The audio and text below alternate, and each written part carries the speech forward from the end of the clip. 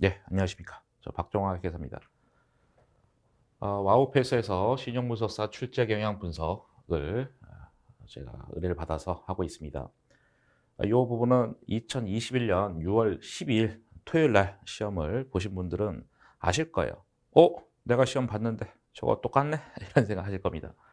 저도 시험장에 어쨌든 갔다 왔어요. 살짝 갔다 와서 그래서 뭐 문제가 어떻게 구성됐는지를 분석하려고 갔죠.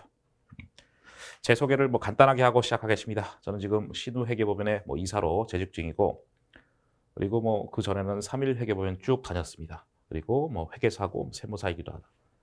학교 나와 있고, 그다음 이제 와우페이스에서 신용분석사 강의를 진행하고 있죠. 금융연수원에서 시험을 출제한다, 주관한다는 거 아실 텐데 거기서 제가 우수 강사입니다. 동그라미 치니까 괜히 민망하네. 오늘도 이제 거기서 갔다 왔는데 제가 6월 달에 13일을 금융연수원을 출근이라 하면 그렇지만 어쨌든 출강하러 가는데, 그래서 워낙에 강의를 많이 하고 있습니다. 회계 쪽. 신용분석사 강의도 많이 하고 있고요. 상위 1% 이내, 정확하게 말하면 한 0.3%인데 그 안에 들어가면 상을 줍니다. 돈도 주고. 그래서 신용분석사 전체가 자격시험이 어떻게 구성되냐, 이거는 사실 메인이 아니기 때문에 그냥 보여드리는 겁니다.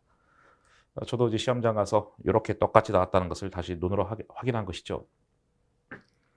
이것이 29문제고 기업회계 기준 회계입니다. 그다음에 그놈 회계의 좀 특수판, 어려운 것들, 특수회계, 결합회계가 있는데 결합회계는 들어보셨는지 모르겠지만 합병, 지분법, 연결 이런 거 하는 것이고, 15문제 특수회계는 회계에서 좀 어렵다 싶은 것들, 건설형 계약, 법인세, 리스 이런 거 공부하는 게 특수회계입니다. 15문제. 재무제표 분석, 재무 비율입니다. 재무 비율 다 공식 외우셔야 됩니다. 그 21문제 상당히 중요하겠죠. 현금 흐름표 공부하는 것이 또 25문제, 상당히 문제가 출제 많이 되고 있죠. 시장 환경 분석은 흔히 말해서 이제 과목으로 치면은 경제학, 경영학입니다. 경제학보다는 경영학이 더 많이 나오는데 16문제 좀 적은 편이죠. 종합 사례, 말 그대로 사례입니다. 정말 어떤 회사가 나올지 모르는 겁니다. 우리가 마치 논술 시험 보는데 논술 무슨 논술이 나올지 모르잖아. 무슨 주제가 춘향전이 나올지 뭐가 나올지 모르는 겁니다. 홍길동전이 나올지 모르는 건데, 하여튼 그거를 찍어서 공부한 게 아니라 그냥 여기서 배운 것들 다 합쳐가지고 시험 보는 겁니다. 이렇게 해서 1부랑 2부가 있는데 그냥 보여드린 것이고, 이것까지는 이제 보여드리는 거지.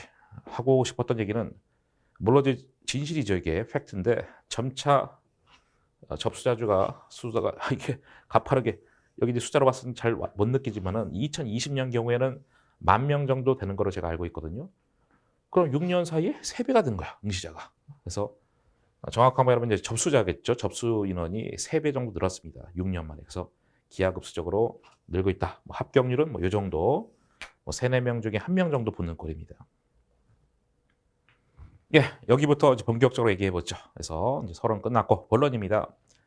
시험장 가서 제가 본 거죠. 다 본 것들이고, 야, 이런 것들이 시험 나오더라. 주요 출제 문제에서 100점, 29문제인데 쭉 보시면 알겠지만은 한 26문제 정도, 그 정도를 제가 쭉 머릿속에다 외워가지고 그렇죠? 갖고 왔죠.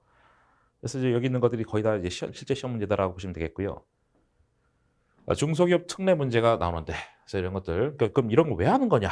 이제 느끼는 거죠. 내가 공부한 것들이 잘 공부하고 있었구나. 또는 야, 내가 공부한 방향이 잘못된 거네. 이런 걸 느껴야 되는 겁니다. 그러니까 이 출제 경향 분석은요, 당연히 공부를 하고 계신 분들이 들어야 의미가 있습니다. 난 공부도 안 했는데 저 출제 경향 분석 들어가지고 다 외우겠어. 아주 쓸데없는 짓입니다. 그래서 물론 참고는 할 수 있겠지. 근데 기본적으로 공부를 하신 분들이 내가 공부하고 있는 방향이 맞구나, 이런 걸 느끼시라고 지금 하고 있는 것이잖아요. 느끼면 거기서 끝이 아니지. 그다음에 전략을 세워야 될 거 아니야, 전략을. 그래서 이제 마지막에 우리가 이제 출제 경향 분석 다 한 다음에 그래서 공부 어떻게 할 건데, so what? 그래서 어떻게 할 건데, 그거를 이제 마무리 지을 겁니다. 한 페이지당 대략 한 2분 정도씩 해서 간단하게 봅시다. 이걸 제가 다 설명하는 건 좀 그렇고, 이런 것들이 나오고 있다. 그래, 우리 회계책에 다 나오는 것이죠. 중소기업 특례에서 우리 그런 식으로 나오잖아요, 교재. 틀린 설명, 그러는 이제 말문제입니다. 걔는 원래 말문제밖에 못 내는 것이고요. 수정을 요하는 보고기관호 사건과 그렇지 않은 보고기관호 사건이 있는데, 꼭 구분하는 것들도 다 우리 교재에서 나오는 것이고, 우리 기출문제, 우리 연습 문제죠. 책의 연습 문제와 실제 우리 요약서 있잖아요. 거기 있는 문제들, 그게 이제 기출 문제로 기반으로 구성된 건데 다 이제 봤던 그런 문제들입니다. 재고 쪽에서는 수량하고 단가 결정하는 거 있잖아요. 재고자산과 매출원가 수량과 단가 결정하는 것들인데 근데 그게 말 문제로 나오면 오히려 더 어렵습니다. 계산 문제는 익숙한데 말 문제는 오히려 더 어려워. 하지만 그것도 다 교재에 있는 것들입니다. 그래서 전반적으로 이제 또 문제 하나 구성하는 것이고 그다음 매출 채권을 넘겼다, 양도했다. 재고 요건을 충족했냐 아니냐 이런 것들도 요건이 몇 가지가 있거든요, 교재에. 그럼 나머지 교재 없는 것이 걔가 정답이 되는 거지. 그래서 재고 요건 충족하려면은 뭐뭐뭐가 충족이 돼야 되는데 그런 것이 박스에 나와 있는데 나머지 하나가 정답이 되는 그런 식의 다 이제 공부했던 주제들이고 무형자산 종류는 잘 안 내는데 하여튼 종류를 물어봤습니다. 물론 어렵진 않지. 뭐 산업재산권, 영업권, 개발비 뭐 이런 걸 쭉 열거한 다음에 하나가 정답이 되겠죠. 먼저 이론 문제부터 쭉 제가 여기다 정리해 놓은 겁니다. 이거 끝나면 이제 계산 문제 있겠죠.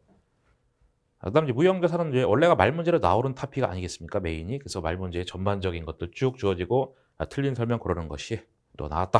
뭐 전반적인 설명이니까 역시 뭐 섞어서 되는 것이죠. 그다음에 금융자산하고 금융부채 종류가 아닌 것은 해서 뭐 금융자산은 이제 현금하고 채권들 이런 것들인데요.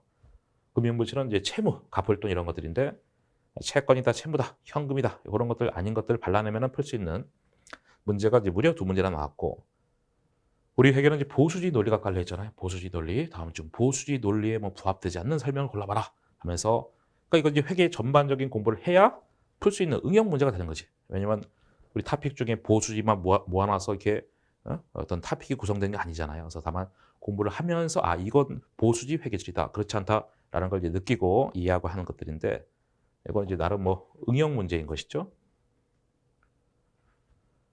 그다음에 아직도 이런 문제죠.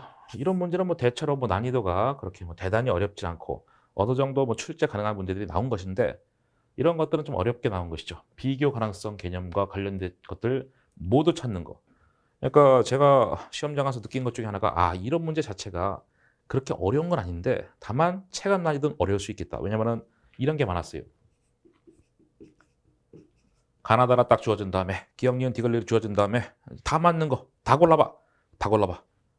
그럼 1번은 뭐 기억, 니은, 2번은 기억, 니은, 디귿에서 내가 완벽하게 정확하게 이해해야 풀 수 있는 문제 그런 것들이 많았습니다. 박스형. 어? 그런 거는 체감 난이도를 올리는 거지. 실제 내가 시험 잘 본 것 같은데 채점 해보면 나중에 점수가 별로 안 나올 수 있습니다.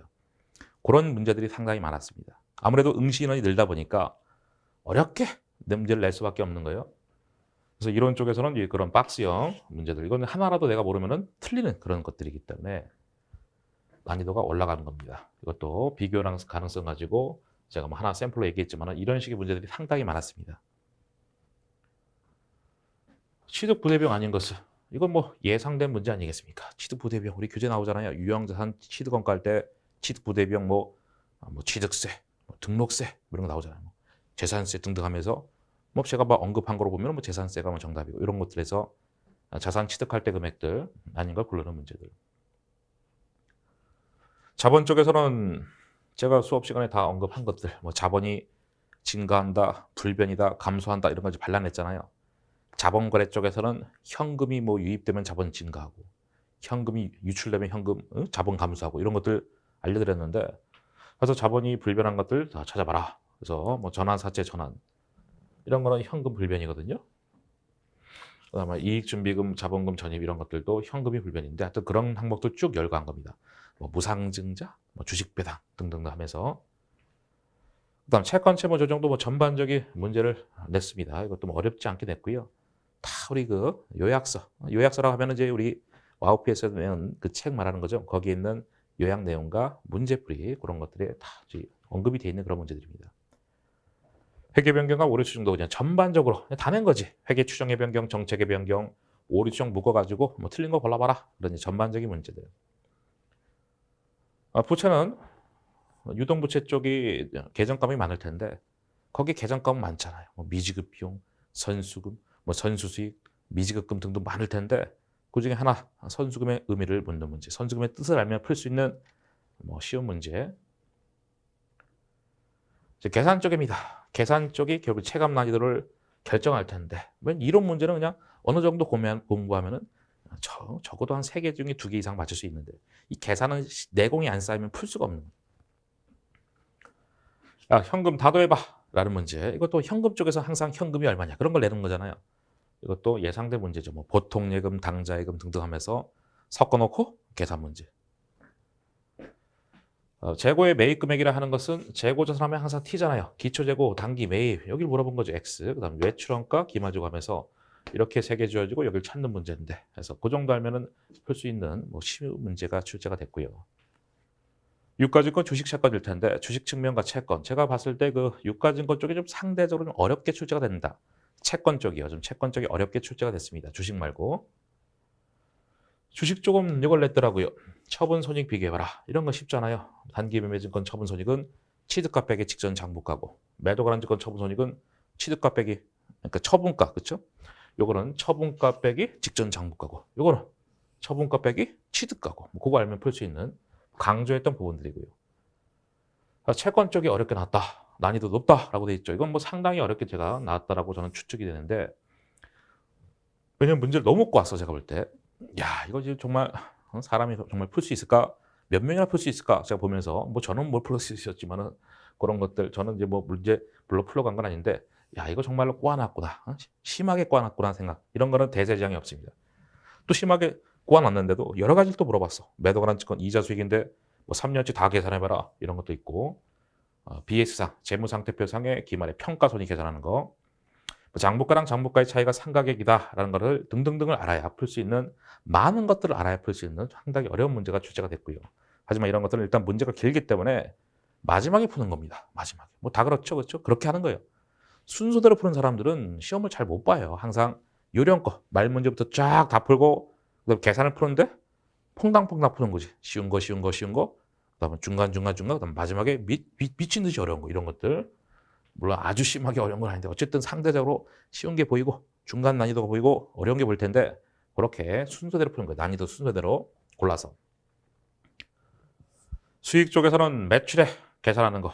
그래서 결국 수익 금액이 얼마냐 이건데 여러 가지 사례들이 주어졌습니다. 사례들이 막 주어지고 예를 들어서 뭐 위탁 판매인데 뭐 수탁자가 팔았냐 안 팔았냐 뭐 시용 판매인데 어쩌고 저쩌고 하면서 막 여러 가지 섞어놓은 다음에 야 그래서 수익이 얼마인데 이런 이제 계산 문제. 어음 쪽에서는 이제 외출 채권 처분 손실 뭐 충분히 예상했던 문제들이죠. 어음 쪽에서 낼 수 있는 거는 현금 수령액이 얼마냐 또는 외출 채권 처분 손실 얼마냐 근데 뭐 가장 대표적인 것이 이거잖아요. 그리고 이것도 상당히 문제가 길게 나왔습니다. 역시 또 심지어 가나다라 맞는 거 다 골라봐라 이러면서 1번부터 쭉 맞는 거 다 골라보면서 다 검증을 해야 돼. 주어진 데이터가 장기성 매출 채권, 대손충 납부, 현재 가치 할인 차감 이런 거 잘 공부 안 해봤잖아요. 그렇죠?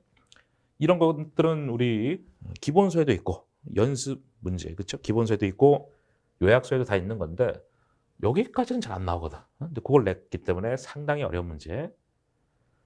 기초기만 주어졌고요. 뭐 여러 가지 데이터가 주어지면서 야 그래서 대손액이 얼마인데 채권 회수액이 얼마인데 매출 발생액이 얼마인데 등등을 막 섞어놓은 거야. 이거는 풀면 안 되는 폭탄 문제, 폭탄 문제. 물론 시간 지나면 풀 수는 있겠지. 하지만 상대적으로 문제가 너무 길기 때문에 마지막에 풀어야 되는 문제들. 자본 쪽도요. 일단 얘가 문제가 상당히 깁니다. 일단 체감 난이도는요. 문제 길어버리면 체감 난이도가 올라가는 건데 그런 거는 건드리는 게 아닙니다. 마지막에 푸는 거예요. 자본 쪽도 어렵게 나왔더라고요. 이익잉여금 처분 계산서 자체를 우리가 공부를 그렇게 많이 하는 주제는 아닌데 그래 걔는 뭐 낼 수 있어. 또 심지어 1년 만에 미처분 이익잉여금 낼 수 있습니다. 뭐 그런 것들이 뭐 메인으로 내는 거니까. 근데 거기다가 또 이익준비금 적립액도 막 계산을 해. 그래 이런 것도 낼 수 있어. 다만 이제 이익준비금 적립액은 우리가 현금 배당액의 뭐 10% 이상 적립하면 된다. 뭐 이런 거는 많이들 공부하셨을 텐데 그 한도액도 있거든요. 그 한도액도 알아야 풀 수 있게끔 문제를 구성했더라고요. 야 이거는 거의 뭐요? 틀려라. 제발 좀 틀려라 이런 문제. 만점 맞지 마. 이런 만점 방지용 문제들이. 일단 문제가 길기 때문에 상당히 어렵게 느껴졌을 것이다. 부채 쪽에는 뭐 굉장히 뭐 쉬운 문제가 나왔습니다. 차입금 증감액이 주어졌어. 증가 감소액이. 그럼 차입액은 이제 플러스잖아. 상환액이 얼마냐 해서 이게 만약에 10인데 문제 풀고 있으면 안 되지. 그렇죠? 이게 얼마니까 얘는 얼마다. 이렇게 뭐 누구나 풀 수 있는 쉬운 문제가 나왔고요. 퇴직급여 충당부채도 뭐 쉬운 문제인데 다만 이제 제조업으로 냈기 때문에 포인트는 뭡니까? 제조원가 판관비도 다 그러니까 우리 분기할 때 차분의 퇴직급여 대분의 퇴직급여 충당부채인데 그 그 퇴직급여는 얘도 있고 얘도 있잖아요. 두 개 더해서 풀어야 풀 수 있는 문제인데 이런 것들도 아예 뭐 낯선 주제는 아닙니다. 그래서 기본적인 퇴직금 관련 분기를 알면은 풀 수 있는 문제가 나왔다. 유형자산. 유형자산은 원래가 이거 중요했다라고 얘기했던 거잖아요. 그래서 항상 제가 유형자산에서 강조한 게 보통 제가 분기는 별로 안 중요합니다라는 얘기를 많이 하면서 야 유형자산의 기초, 그러니까 유형자산의 기초, 증가, 감소 이런 거 분기할 수 있어야 된다고. 그 기초기말 주어지고 감가상각비, 그다음 처분 손익하는 거, 그러니까 분기를 쫓아가는 거 현금으로 표 때문에도 중요하고 아니면은 이 자체로도 시험에 나올 수 있다 해서 강조했던 부분들인데 그래서 이런 거는 기본 문제인데 하여튼 또 못 푸는 사람도 있겠죠. 분기를 계속 공부 안 하면은. 아무튼 유형자산의 분기만큼은 반드시 아셔야 되겠다. 그러니까 전반적으로 다 보면은요. 이론 쪽에서는 가나다라 이런 식의 문제 많이 나왔기 때문에 실제 점수가 높진 않을 거라 예상되고요. 그러니까 예전에 비해서. 계산 쪽에서는 전반적으로 무난한 편인데 가끔 가다가 폭탄 문제. 근데 폭탄이라고 쉽게 알 수 있는 게 문제가 싹 길어버리기 때문에 일단 제낀다. 그래서 그런 거는 뭐 대세지장 없어요. 어차피 우리는 일정 점수 이상만 넘으면 다 붙기 때문에 그런 것들 안 푼다고 시험에 절대 떨어지지 않고 오히려 풀면은 시험에 떨어지는 거지. 왜냐면 푼다는 얘기는 보통 이제 순서대로 푸는 사람들이 있거든. 성격이 이제 꼼꼼해가지고. 그래서 그렇게 하면 안 됩니다. 회계학은 꼼꼼하면 안 돼. 왔다 갔다 정신없이 해야 됩니다. 쉬운 걸 막 골라서. 그래서 이렇게 좀 난이도 높은 문제들이 예전에 비해서 좀 늘어났다. 계산도, 이론도. 그 다음에 결합회계 15문제입니다. 지분법, 합병, 연결 아니겠습니까? 지분법 쪽에서는 이론 쪽에 좀 난이도가 높은 문제들이 여러 문제가 출제가 됐더라고요. 좀 지엽적인 것들이 좀 출제가 된 편입니다. 그래서 물론 핵심도 나왔지만은 지엽적인 것들도 막 섞어서 냈기 때문에 좀 체감 난이도는 좀 올라간 것 같고 계산 쪽은 뭐 무난한 겁니다. 우리 공부했던 주제들입니다. 지분법 손익하고 지분법 투자 주식이 원래 나는 것인데 뭐 그런 걸 냈습니다.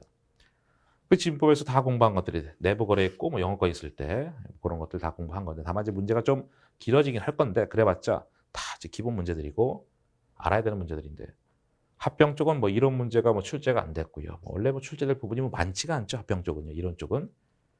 그리고 합병은 맨날 계산 나와봤자 맨날 이런 거거든요. 영업권 얼마인데 또는 가끔 가다가 염가mis 차이가 얼마인데 이건데 이번에는 이제 하나씩 골고루 냈다. 연결이 기업 결합회계에서 제일 어려운 거잖아요. A사, B사 합치는 거. 그래서 이거는 지배력 획득 시점. 우리 수업 목적상 X1년초가 되겠죠. 그때 이제 합병했을 때 또는 그때 연결했을 때 하여튼 지배력 획득 시점에 연결 모집의 설명 전반적으로 틀린 거 골라라. 그 다음에 지배력 획득 이후에 X1년도 말 이후에 그러니까 1년초 이후니까 뭐 1년 말, 뭐 2년 말 이런 것이죠. 그럴 때 연결 모집의 설명 좀 틀린 거라서 여기서도 하나, 여기서도 하나 내서 좀 뭐 당황점은 아니지만은 뭐 비슷한 문제를 뭐 두 개를 냈다 이런 얘기고. 그 다음에 지분법하고 연결의 관계를 알아야 지분법 소니까 연결 단기 손익의 관계를 알아야 풀 수 있는 또 말 문제도 나왔는데 그런 거는 뭐 말 문제지만 사실 뭐 계산을 공부 좀 해줘야 이해가 되는 그런 말 문제다. 연결 계산 쪽은요 좀 무난하게 나왔습니다. 원래 연결은 좀 상대적으로 쉽게 나오는 편이에요. 왜냐하면 연결 자체가 워낙에 내용이 어렵다 보니까 어렵게 되면 아무도 안 풀어. 다 틀려. 그래서 뭐 까락도 나고 할 수 있으니까 연결 자체는 무난하게. 그리고 출제 파트들도 다 우리가 예상했던 부분들. 연결 자산 얼마냐, 연결 자본 얼마냐, 단기 손익 얼마냐, 비지배 지분 얼마냐. 이런 것들 다 우리 공부한 거거든요. 그 내부 거래했을 때, 재고 자산 내부 거래했을 때, 그때 이제 매출원가 얼마냐 이런 거는 이제 연결 주종 분기를 알아야 푸는 것이죠. 제가 연결 쪽 분기로 안 했잖아요. 근데 유일하게 분기로 한 게 뭡니까? 내부 거래했을 때. 내부 거래했을 때는 분기를 해야 풀 수 있었다 했었잖아요. 뭐 그런 이것도 이제 기본 문제 나온 것이고. 하여튼 연결 쪽만 봤을 때 기본 개념을 정확하게 할 수 있는 풀 수 있는 이제 무난한 문제들. 그러니까 상대적으로 무난한데 어차피 내용 자체가 워낙에 어렵기 때문에 계산 자체는 좀 상대적으로 무난하고 큼직하게 쉽게 내는 편입니다. 그러니까 공부 좀 하신 분들은 지분법하고 연결이 계산보다 오히려 말 문제가 더 어려울 수 있습니다. 공부 좀 하신 분들. 공부 좀 덜 하신 분들은 계산이 물론 훨씬 어렵겠지. 말 문제는 찍기라도 할 수 있는데. 아무튼 그렇습니다. 특수회계도 15문제, 50점. 특수회계에서는 개념책이 있잖아요. 교재 기본서에. 하지만 개념책이 뭡니까? 안 냅니다. 왜? 기업회계 기준에도 개념치가 있기 때문에 여기서는 안 됩니다. 그래서 리스 쪽 환율 변동, 그리고 다음 페이지에 뭐 법인세, 뭐 건설계약에서 건설계약에서 네 가지입니다. 뭐 기본소에서는 개념체계도 있지만 그게 안 된다. 용어, 리스가 워낙에 용어가 많다 보니까 용어도 제가 강조했던 거잖아요. 그래서 용어 자체만 가지고도 틀린 거 하나 골라봐라. 이렇게 말문제. 그다음 이제 사례, 계산 쪽에서는 이제 사례가 주어진 후 이게 운용 리스냐 금융 리스냐 구분하는 거. 우리 금융 리스 구분하는 거 5가지 있잖아요. 뭐 소유권 이전 약정, 뭐 염가 매수 약정 하면서 뭐 그런 것도 있죠. 그거 가지고 사례 갖고 야 이게 금융 리스인지 운용 리스인지. 어쨌든 뭐 계산이 필요한 거니까 제가 계산 쪽에다 집어넣은 것이고. 그다음에 리스 쪽에서는 반환하는 케이스가 있고 반환하지 않는 케이스가 있잖아요. 그러니까 이용자가 빌렸는데 계속 쓰는 경우도 있고 아니면 리스 제공자한테 다시 돌려주는 반환 케이스 있을 텐데 거기에 따라서 리스 이용자의 감가상각이 다른 것이고 다 언급했던 것이고 핵심 부분이 나온 것이죠. 그러니까 리스는 다 그냥 나올 만한 그런 부분들이 나온 겁니다. 기본 문제들. 환율 변동의 이론 쪽이 좀 많이 출제가 됐습니다. 화폐성, 비화폐성, 자산부채 구분하는 거. 현금과 채권, 채무가 화폐성이고 나머지가 비화폐성 자산부채잖아요. 그래서 현금과 채권, 채무 아시면 되는 것이고 환율 변동 효과 용어 예를 들어서 뭐 기능통화냐, 뭐 표시통화냐, 외화가 뭐냐, 외화 환산소니까 외환 차손이 구분할 수 있어 등등을 묶어서 냈는데 이런 것들도 뭐 기본 문제. 그래서 여기까지는 뭐 기본인데 근데 이제 계산 쪽이 상당히 어려운 게 나왔더라고요. 물론 이것도 문제가 딱 보니까 상당히 길어. 그리고 길어도 쉬운 게 있을 수 있는데 보통 시험장 가보니까 긴 거는 다 어렵더라고요. 제가 봤을 때 뭐 체감 난이도로 야 어렵겠구나. 재평가 모형을 적용하는 토지인데 외국에서 샀습니다. 토지를. 그래서 뭐 차변의 토지 대변의 미지급금인데 토지에 대해서 재평가소니까 이 미지급금에 대해서 환율 변동 손익을 다 찾는 상당히 어렵게 출제가 되는 문제. 하지만 이런 것들도 일단 문제가 길기 때문에 마지막에 풀어야 되는 몇 문제 중에 하나가 되는 것이죠. 대세 지장 없다는 겁니다. 기본에 충실하면 모든 시험이 다 그렇지만 기본에 충실하면 붙는 거예요. 괜히 혼자 막 어려운 거 막 풀고 막 찾아가고 책 5권 사고 이러면 안 되는 거예요. 책은 1권이나 2권. 시간 없으면 1권. 시간 좀 여유가 있으면 2권 사는 거죠. 제가 말했죠. 2권 정도라는 것은 뭐 다른 뭐 타사 것도 마찬가지. 왜냐면 문제가 좀 다를 수 있으니까 3권까지는 오바고요. 1권이나 2권 정도. 법인세 쪽도 무난합니다. 다 나올 만한 것들이 나온 겁니다. 일시적 차이하고 영구적 차이 구분하는 거. 어차피 영구적 차이가 이런 거 있잖아요. 대표적인 게 접대비 한도 초과, 비과세 이자 또는 뭐 비과세 소득, 벌금 이 정도인데 그런 거 그대로 뭐 나오더라고요. 근데 어차피 뭐 영구적 차이가 뭐 그 정도거든 수업 목적상. 근데 그거 나온 거. 나머지 다 일시적 차이지 뭐. 그렇게 해서 구분하는 거. 계산도 원래 계산도 이건 뭐 원래가 낼 게 이거밖에 없는 거. 이연법인세 자산부채 얼마냐? 단기법인세 부채가 미지급 법인세죠.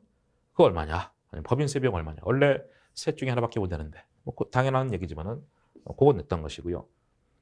그래서 일시적 차이, 영구적 차이 잘 구분을 해야 풀 수 있는 또 이연법인세 회계 계산 문제들. 그래서 결국 영구적 차이 제가 접대비 뭐 예시지만은 이렇게 쓴 이유가 영구적 차이 3개니까 수업 목적사 3개니까 외우자. 나머지는 다 일시적 차이다. 건설형 계약도 뭐 어렵지 않게 나왔습니다. 전반적인 설명 중에 틀린 설명들 묶어놓고 낸 것이고요. 건설형 공사계약에서 뭐 진행률 산정에 포함이 안 되는 항목도 있잖아요. 그러니까 공사 원가에는 포함이 되지만 진행률 산정이 포함이 안 되는 것들, 뭐 그런 것들로 발라내는 거 냈는데 다 공부했던 주제들이고요. 건설형 공사계약에서는 공사 전체가 손실나는 케이스가 있고 이익나는 케이스가 있는데 이익나는 케이스가 훨씬 더 많이 나오죠. 이번에도 그냥 무난하게 이익나는 케이스가 나왔고 이게 손실나는 케이스 나면은 체감 난이도가 확 올라갑니다. 그래서 특수회계는 전반적으로 보면은 무난하다. 뭐 이 정도 하나 빼고는 그냥 원래 나올 만한 돼서 무난하게 나왔다. 상대적으로 봤을 때. 그러니까 기업회계 기준은 지금 이 2개 봤는데 기업회계 기준하고 이제 결합회계. 그러니까 기업회계 기준은 조금 어렵게 나온 편이고 걔는 요즘에 추세가 그래요. 기업회계 기준은 최근에 계속 어렵게 내는 추세입니다. 그래서 결합회계는 원래가 어렵고 특수회계는 어렵지만 좀 무난하게 나왔다.